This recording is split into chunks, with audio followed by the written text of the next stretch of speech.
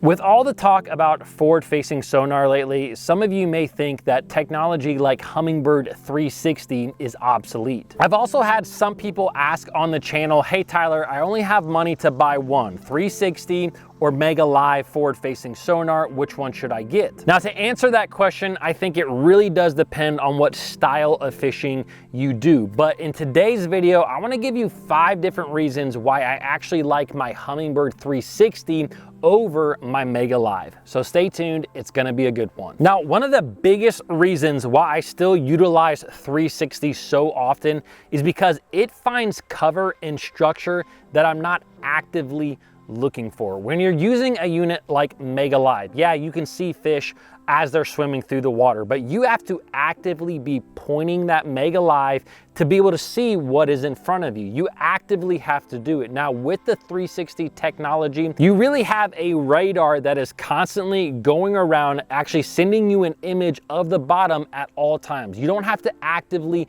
do anything. You just have to glance down every now and then to see what is around you. Now, a perfect example of where this comes into use is the other day, I was fishing a small rock cluster on a hump. It's a place that I always hit. And when I pulled up with 360, actually came from a little bit different angle than I normally do.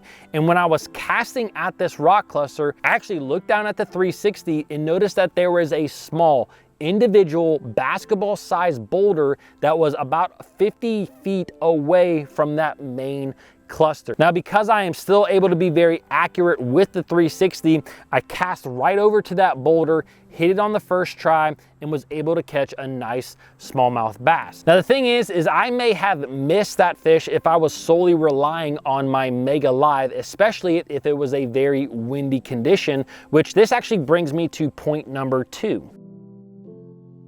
This is another big advantage of that Humminbird 360, because a lot of times if you're like most people who do have a forward-facing sonar, wherever you point your trolling motor is what you're going to see on your graph. Now, if you're fishing in really windy conditions and I'm trying to hit an isolated piece of cover or structure off the bank, a lot of times I'm going to utilize my spot lock on my Minn Kota trolling motor. Now, the spot lock from time to time is going to pan this way to keep you on that exact same spot. So it's a little bit hard to actually pan over and see what you want to cast at while also utilizing spot lock. Now, Humminbird came out with a target lock. This pretty much minimizes this, but that's a technology that I don't have on my boat. So in windy conditions, I often will use my 360 because I like to use spot lock with the 360. And in those windy conditions, I can still get a really good lineup on that stump that I'm trying to hit, that ridge that I'm trying to hit,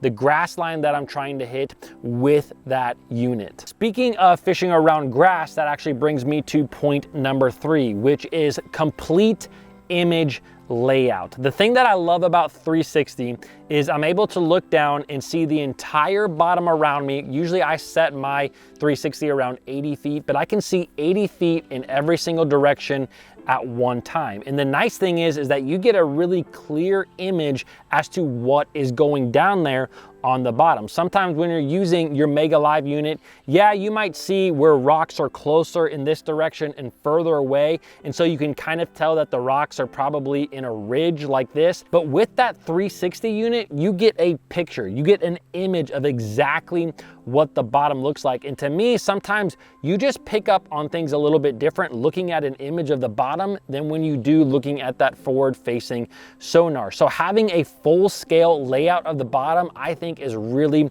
really important. Something that I utilize this a lot for is when I'm fishing around grass.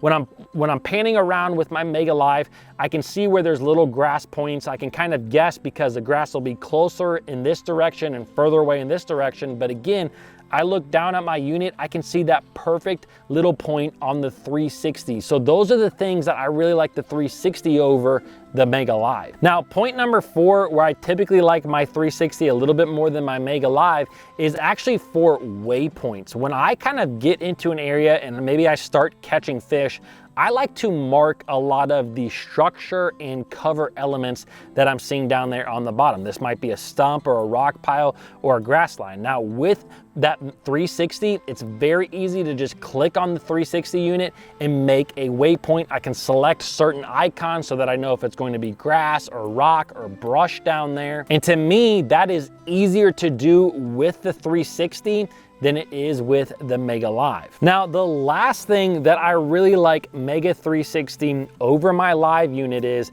for image clarity. That's what I'm going to call it. The other day, I was actually fishing a lake that was pretty grassy. And when I pulled up with my Mega Live, I could tell that in this grass, there was kind of a small section where there was almost a hole in the grass. Now to me, with the Mega Live, it pretty much just looked like a hole. But when I looked down at my 360 unit, I realized that it was actually a bluegill bed that was inside of this grass clump. So that's something that is really, really important, because sometimes with your Live units, you can't tell those little subtleties as well as you can with the 360. So maybe you've been on the fence about buying one of these units over the other. I hope that this helps you out. Now, if you happen to buy the Live unit over the 360, that's okay, because I actually did a full video right here where I went over my favorite Mega Live settings to really help you dial on that unit so that you can see your bait way far out as well as fish